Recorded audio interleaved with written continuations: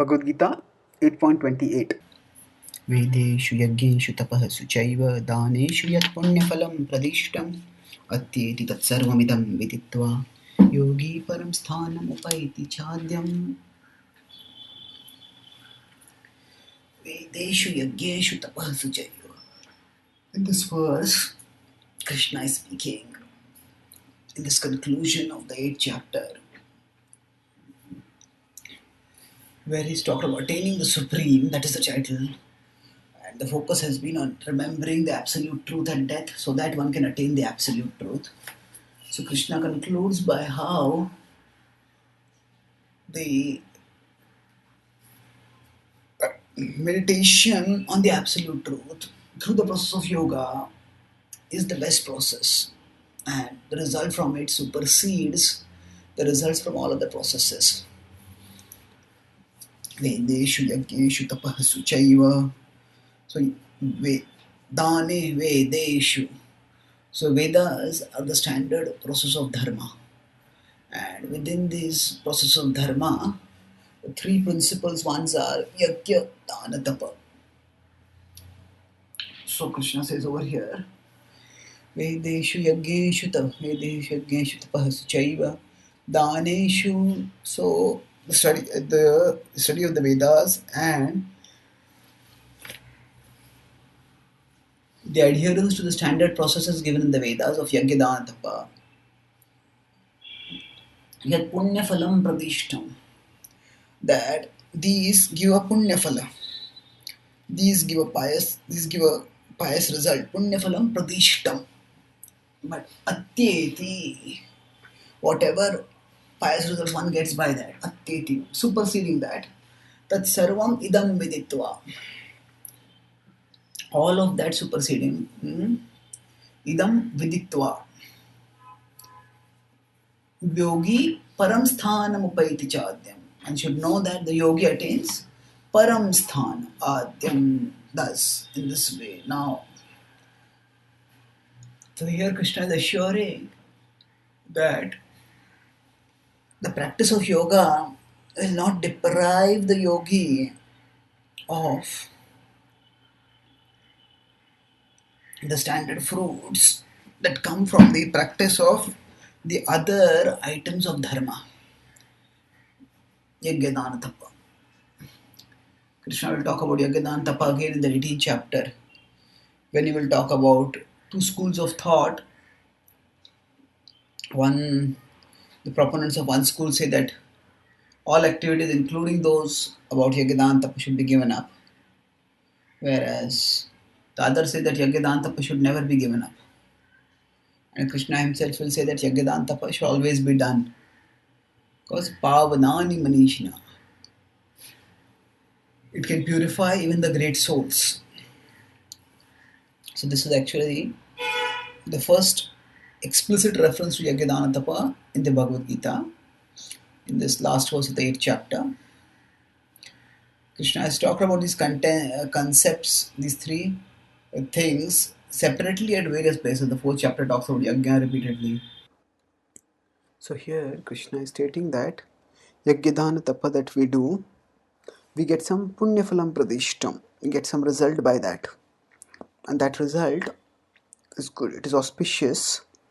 But we will not be deprived of that by the practice of yoga. Atyeti. Atyeti means to surpass that. Atyeti tat sarvam idam viditva. Tat sarvam, all of that. Yogi param sthanam upaiti chadyam. The yogi will additionally get the paramasthan, the supreme destination also. Now, paramasthan, the supreme destination, what is that exactly?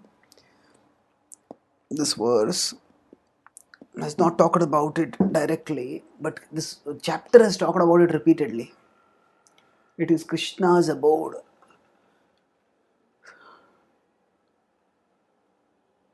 Yad katvana nivartante tadhama paramam mama. Avyaktakshar ityuktas tamahu paramam gatim. This is 8.21. So Krishna is made it very unambiguously clear that the supreme destination is his abode. It is not something different from his abode or something beyond him and the concept of his personal existence and his personal abode.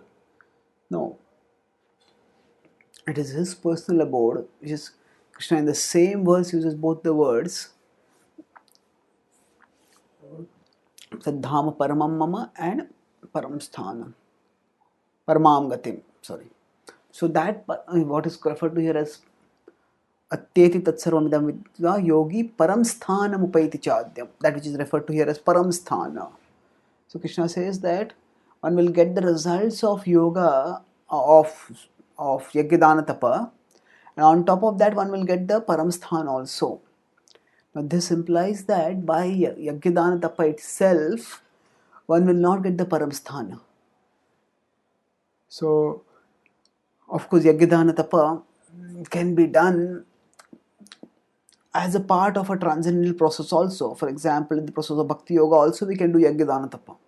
But Yajnadana Tapa is usually associated with Karma Kanda, and that can give one heaven. That cannot give us the transcendental world. That cannot give us the Paramsthana. So Krishna is telling that by worshipping him, by being devoted to him, we can attain the Paramsthana. So for example, if somebody gets $1 million, then that person automatically gets a 100 rupee note, a 500 rupee note, or 1,000 rupees. All those things are automatically included within a million rupees or $1 million. So like that, the practice of yoga gives all the other results automatically. They're included in this, and one doesn't shouldn't think that one will be deprived. Rather, one will be fulfilled, and one will be getting more than what one will get from the other paths. Now, moving onwards, if we look at the 8th chapter, the primary focus has been on attaining the Supreme, on remembering the Supreme at the time of death so as to attain the Supreme. So, Akshara Brahma Yoga is one of the traditional names of this chapter, and that's based on the Kim Tad Brahma Kim Adhyatmam and Aksharam Brahma Paramam Subhavo Adhyatmam Uchate. So 8.1 and 8.3 talk about this. And going beyond that, here Krishna has basically talked about Bhakti Yoga and Ashtanga Yoga not necessarily as radically different processes which are at cross interest to each other. Rather, he has talked about them as processes pointing toward the same end. At the same time, he has also said that they comprise one process of transcendence. So the word yoga can be used as a generic category describer to refer to any process of transcendence, and it can also be used as a specific path demarker.